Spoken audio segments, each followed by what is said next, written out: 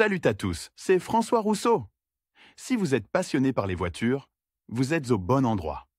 Continuez à regarder, on va entrer dans le vif du sujet. Aussi étrange que cela puisse paraître, de nombreux conducteurs, même expérimentés, se sentent très peu sûrs d'eux lorsqu'il s'agit d'une manœuvre aussi courante que le stationnement dans les conditions métropolitaines. Cela peut s'expliquer par le fait que, jusqu'à récemment, les conducteurs n'apprenaient pas à se garer. Aujourd'hui encore, malgré l'inclusion de cet élément dans l'examen de conduite, il n'est malheureusement pas possible de parler de bonnes compétences en matière de stationnement. Le résultat de cet analphabétisme général est évident, il est difficile de trouver dans la rue une voiture dont la peinture n'est pas abîmée. Il ne fait aucun doute que la plupart d'entre eux sont le résultat d'une collision avec des clôtures, des poteaux, des bordures ou d'autres véhicules après une nouvelle tentative de garer la voiture dans des conditions de manque d'espace libre. Pourtant, cette manœuvre n'a rien de particulièrement compliqué. En fait, le stationnement parallèle n'est pas plus compliqué que l'entrée et la sortie d'un garage. Que faut-il entendre par stationnement parallèle? C'est très simple,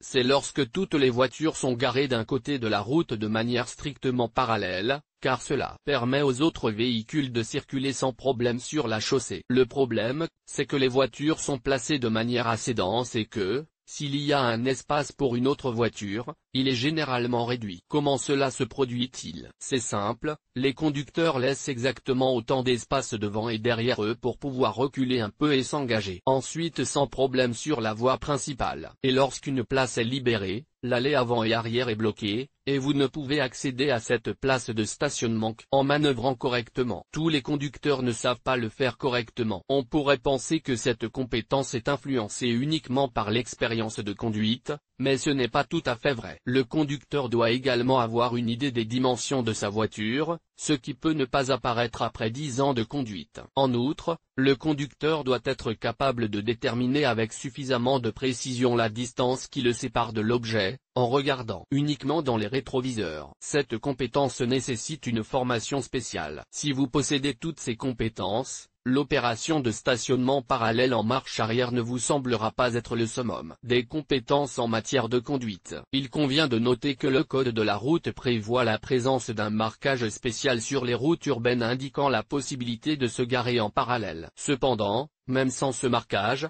il est difficile de trouver une rue sans une longue file de voitures garées sur le côté droit. En principe, personne n'interdit de se garer là où il n'y a pas de panneau restrictif approprié, y compris des lignes continues de marquage. Vous pouvez donc vous garer à votre guise, l'essentiel étant que vous ne gêniez pas la circulation principale. La taille du stationnement parallèle. Dans les auto-écoles, cet exercice est réalisé dans une zone spéciale dont les dimensions sont strictement limitées. Les dimensions du terrain sont calculées de manière à ce que le futur conducteur apprenne à se garer en parallèle dans des conditions aussi proches que possible des conditions réelles. Cela permet non seulement d'apprendre à se garer avec précision sans endommager sa propre voiture et les voitures voisines, mais aussi de le faire en toute sécurité pour les autres usagers de la ville. En d'autres termes, la règle bien connue ce qui est dur à l'entraînement est facile au combat s'applique. En effet, dans une situation réelle, les restrictions spatiales ne sont pas toujours aussi sévères. La norme définit la longueur d'une place de stationnement à 2 mètres, on considère que c'est suffisant pour permettre une entrée sûre entre les voitures à l'arrière et à l'avant, la largeur étant égale à la largeur de la voiture garée plus 1 mètre de réserve. Mais les auto-écoles sont encore plus strictes à ce sujet. Lors des cours et de l'examen, le conducteur doit faire entrer la voiture dans une zone rectangulaire de 8,80 x 2,80 mètres. C'est moins que la norme et beaucoup plus que la norme actuelle. C'est moins que la norme et beaucoup plus petit que les dimensions de stationnement parallèle que l'on trouve couramment dans la vie réelle. Mais le fait est qu'à l'auto-école, un candidat au permis de conduire conduit une voiture et en possède une autre, dont les dimensions peuvent être très différentes.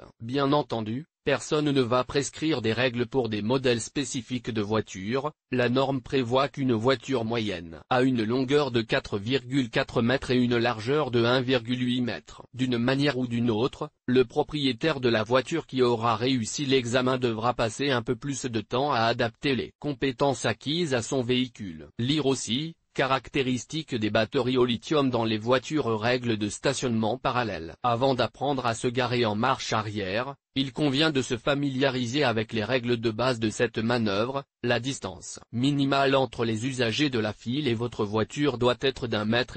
Il s'agit d'une exigence très sérieuse, dont le respect par tous les usagers de la route garantit l'absence d'excès en tout genre. Et si vous décidez qu'1 mètre vous suffit pour sortir normalement, cela ne veut pas dire que votre voisin de devant a la même compétence. Et il n'est pas acquis que vous soyez le premier à vouloir quitter le parking. Dans ce cas, bien sûr, le voisin vous attendra avec des tapis, ou décidera de partir, malgré les dégâts possibles à sa voiture et, notons-le, à la vôtre. Alors, si vous ne vous respectez pas, faites preuve de solidarité et de tolérance envers les autres automobilistes. Respectez cette distance minimale entre deux voitures lorsque vous effectuez un stationnement parallèle en marche arrière. Pensez aussi aux automobilistes qui roulent dans le sens de la circulation. Si votre voiture est positionnée de travers et dépasse beaucoup, elle rendra difficile le passage du flux principal de circulation, augmentant ainsi la probabilité de diverses collisions imprévues et d'embouteillages causés par un seul conducteur imprudent. Même si vous êtes sûr d'avoir correctement garé votre véhicule en parallèle, n'hésitez pas à sortir de la voiture et à le vérifier vous-même en estimant la distance qui vous sépare des voitures voisines. Si vous constatez que la voiture est mal garée, prenez quelques minutes pour corriger la situation. Vous vous sentirez mieux.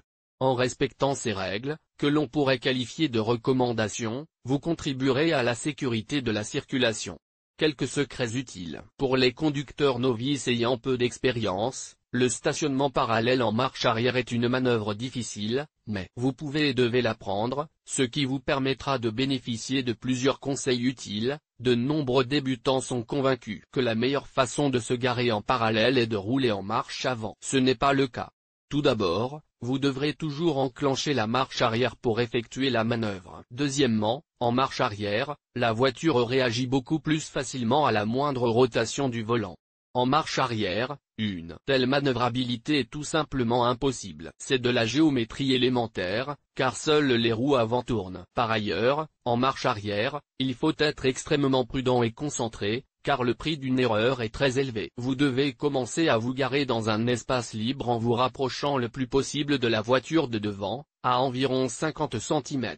Pour les débutants, la détermination de la distance par rapport à l'objet le plus proche est un problème. En cas de doute, ne prenez pas de risque, serrez le frein à main, sortez et évaluez si vous pouvez vous rapprocher encore plus ou si vous êtes déjà sur le point de heurter la voiture de devant. De nombreux conducteurs, même expérimentés, commencent la manœuvre en tournant le volant sur place. Cela peut en effet faciliter l'accès à un espace libre, mais c'est loin d'être évident, car lorsque vous tournez le volant debout, vous ne contrôlez pas l'angle du volant. Mais si c'est plus pratique pour vous, n'oubliez pas qu'une telle habitude entraînera tôt ou tard une panne grave, car le châssis de la voiture n'est pas conçu pour de tels exercices. Technique de stationnement parallèle. Si vous apprenez les bases de la conduite dans une auto-école, vous pouvez être sûr que cet exercice sera inclus dans le programme. À la toute fin, lorsque vous aurez déjà acquis des compétences passables en matière de conduite. Mais ne vous attendez pas à ce que vous puissiez maîtriser cette technique correctement en 1 ou 2 fois au maximum. C'est pourquoi il est judicieux de s'entraîner soi-même. Lire aussi, le capteur à effet Hall de A à Z. Voici les instructions pas à pas pour le stationnement en parallèle telles qu'elles sont enseignées sur le terrain de conduite,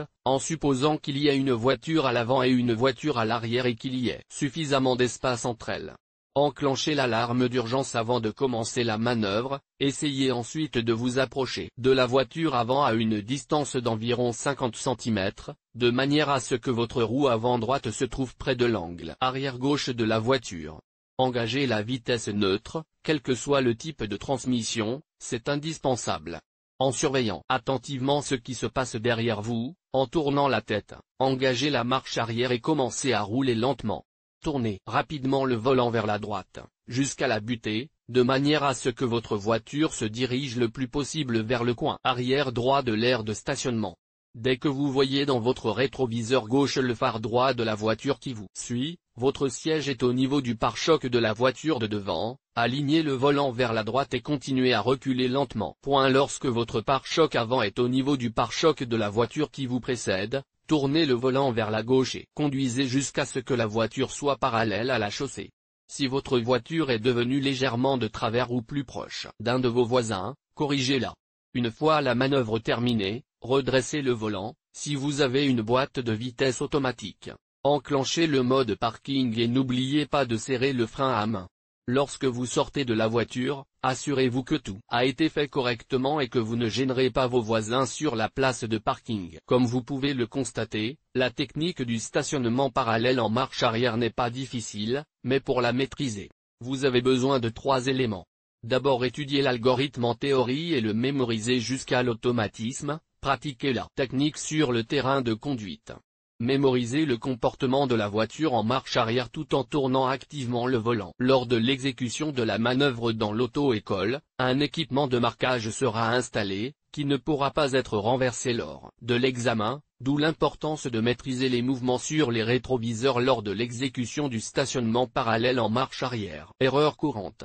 Vous pouvez être certain qu'avant d'apprendre à vous garer parfaitement, vous commettrez quelques erreurs. C'est tout à fait naturel, même les conducteurs célèbres n'ont pas immédiatement maîtrisé les bases de la conduite. Voici les erreurs les plus courantes en marche arrière: trop près du bord gauche du marquage au sol après la manœuvre. Cela a pour but d'essayer de positionner correctement le véhicule après la première manœuvre. Mais ce faisant, vous risquez de faire tomber le drapeau, ou, ce qui revient au même, de franchir la ligne. Dans les examens, une telle erreur est pénalisée lorsque le stationnement parallèle est effectué sur le parcours.